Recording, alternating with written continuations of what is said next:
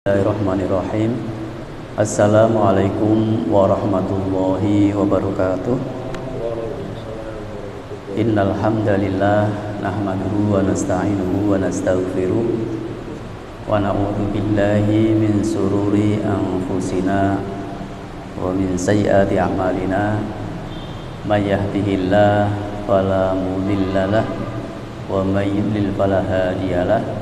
Asyhadu an la ilaha illallah wahdahu la syarikalah wa asyhadu anna Muhammadan abduhu wa rasuluh la nabiyya wa la rasula ba'dah. Allahumma salli wa sallim wa barik ala nabiyyina Muhammad wa ala alihi wa ashabihi wa man tabi'ahum bi ihsanin ila yaumiddin. Amma ba'd. Ya ibadallah, ittaqullah wa ta'atihi faqad fazal muttaqun. Bapak Ibu jamaah salat zuhur yang dimuliakan Allah Subhanahu wa taala, marilah kita tak henti-hentinya untuk memanjatkan puji syukur kita kepada Allah Subhanahu wa taala. Biqauli alhamdulillah, pada hari ini Allah limpahkan nikmat kepada kita. Allah lekatkan iman kita dan jiwa kalbu kita. Allah berikan nikmat sehat kepada kita sehingga kita bisa berjamaah sholat zuhur berjamaah di masjid yang kita cintai ini. Tentu kita juga mohon kepada Allah agar aktivitas kita, amal-amal kita yang kita laksanakan ini dengan penuh keimanan, keikhlasan dan kesabaran diterima Allah Subhanahu wa taala. Bapak Ibu rahimakumullah, bahwa tadi malam kita sudah bersama-sama menyaksikan ada gerhana bulan, kemudian kita oleh Nabi dianjurkan untuk sholat gerhana, kemudian bertaubat, astagfirullahaladzim, kemudian bertasbih, subhanallah, kemudian juga memuji Allah, dan sekaligus dianjurkan untuk bersedekah. Karena ada peristiwa yang besar, bukti bahwa Allah Maha Kuasa menjalankan makhluknya ya. Untuk itu kita sebagai hamba yang lemah itu, manusia hanya bisa memohon perlindungan kepada Allah Subhanahu wa taala dan juga diberikan keselamatan dan kesejahteraan. Bapak Ibu, saya akan menyampaikan bahwa kalau Selasa pekan yang lalu terkait bagaimana sikap Nabiullah Muhammad SAW sebelum diangkat sebagai Nabi, ketika merasa ketakutan, kekhawatiran setelah disikap malaikat Jibril begitu ya, karena sangat kuatnya khawatir, tetapi Bunda Khadijah itu menyampaikan, engkau adalah orang yang ahli silaturahim, engkau adalah orang yang menjamin yang miskin, beri bantuan dan sebagainya. Allah tidak akan mencelakaimu. Nah, untuk itu kita perlu juga mengikuti, salah satunya adalah perilaku kebaikan-kebaikan beliau yang pernah dilaksanakan ya. Jadi belum menjadi Rasul sudah melaksanakan sekian banyak ya perilaku kebaikan. Nah, untuk itu salah satu yang pernah diperintahkan oleh Nabi kita, dan mungkin sebagian kita nanti pun bisa mengamalkan ini gitu ya. An Abdillah bin Salam radhiyallahu anhu qala sami'tu Rasulullah sallallahu alaihi wasallam yaqul. Jadi dari Abdullah bin Salam ya, pernah mendengar sabda Rasulullah Muhammad sallallahu alaihi wasallam. Sabdanya adalah ya ayyuhan nas, wahai manusia. Ternyata ini tidak ada panggilan khusus. Nas itu berarti semuanya ya. Semuanya, baik yang itu baru masuk Islam atau yang sudah Islam itu. Ternyata Nabi pakai undangan ya ayyuhan nas ya. Afsus salam ya. Afsus salam ini adalah sebarkan salam, sebarkan kedamaian ya, sebarkan kebaikan ya. Memang kalau letter luck-nya adalah salam itu kemudian dituntunkan assalamualaikum ketika kita ketemu, ya.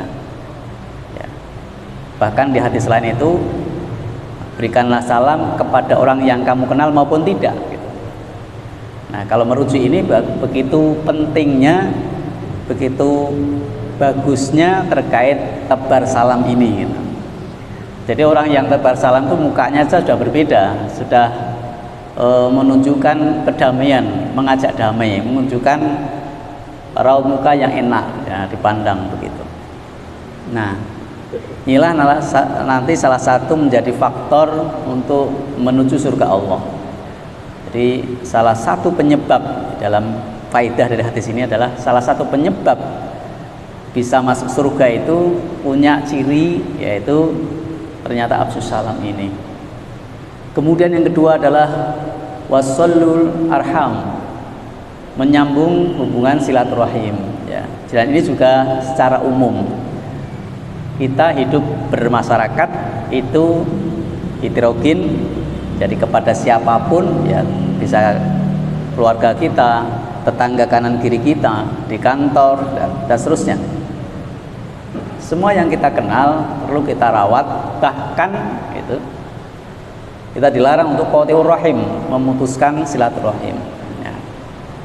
Ternyata ini perintah untuk bagaimana kita bisa terus silah, menyambung hubungan silaturahim, karena dengan silaturahim inilah, ya, kita akan hidup berkah, ya. Ada salah satu hadis juga itu, mangkana yu'minu billahi wal barang siapa yang ingin diluaskan rizkinya, dipanjangkan umurnya, falyasil rahim, maka sambunglah hubungan silaturahim. Jadi kan berkah itu, ya. Siapa ingin diluaskan rizkinya, ya, kadang kita baru bertamu saja itu sudah banyak, ya, keberkahan yang kita dapat, baik itu yang tuan rumah maupun kita, dari uluk salamnya, kemudian dari pinaraknya, bahkan apa yang kita punya itu kita untuk menjamu, gitu, dengan sebaik-baiknya, itu sudah keberkahan semuanya. Adalah tamunya juga membawa, ya, hadiah misalkan. Jadi di situ ada banyak hikmah, ya. Jadi apa yang pernah disampaikan Nabi kita itu pasti, ya, pasti ada keberkahannya, ada kebaikannya yang bisa kita tiru. Nah, itu jangan sampai terputus. Bahkan kalau sudah putus pun ada yang menyambungkan supaya menjadi baik lagi. Sehingga ada larangan betul ketika terjadi masalah, ya, tidak boleh mendiamkan lebih dari 3 hari. Kan sangat berbahaya sekali.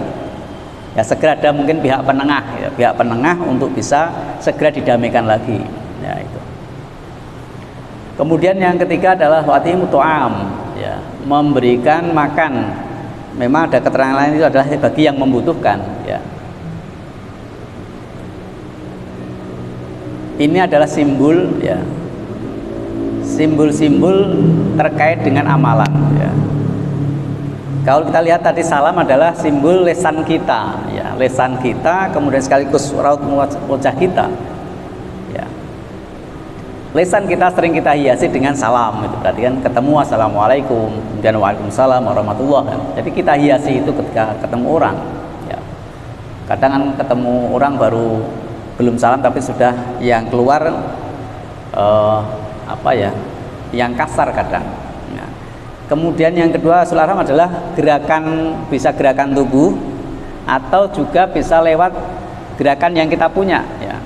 Jadi silaturahim itu kalau sekarang bisa juga lewat HP misalkan, di telepon, kemudian di WA. Itu adalah kategori jika bisa silaturahim. Kemudian nanti janjian kapan ketemu. Kadang kalau kita langsung yuk ke sana tapi ternyata sampai sana tidak di rumah, ya, perlu kita hubungi dulu, gitu. Jadi ada sarana untuk memudahkan kita untuk bersilaturahim. Kemudian makannya berarti simbol bagaimana ketika kita memiliki harta benda, ya, itu untuk bisa kita belanjakan di jalan Allah, ya.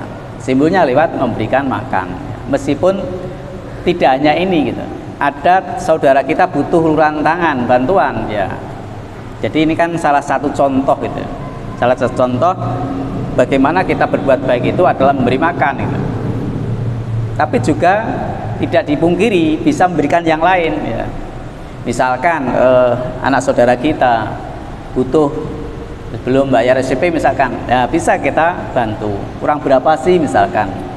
Nah seperti itu adalah kebaikan-kebaikan yang pernah Nabi berikan, kemudian kita contoh.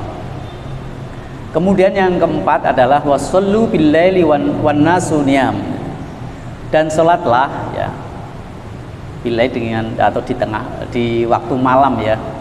Waktu malam ini kan bisa awal, kemudian separuh, dan bahkan sepertiga malam.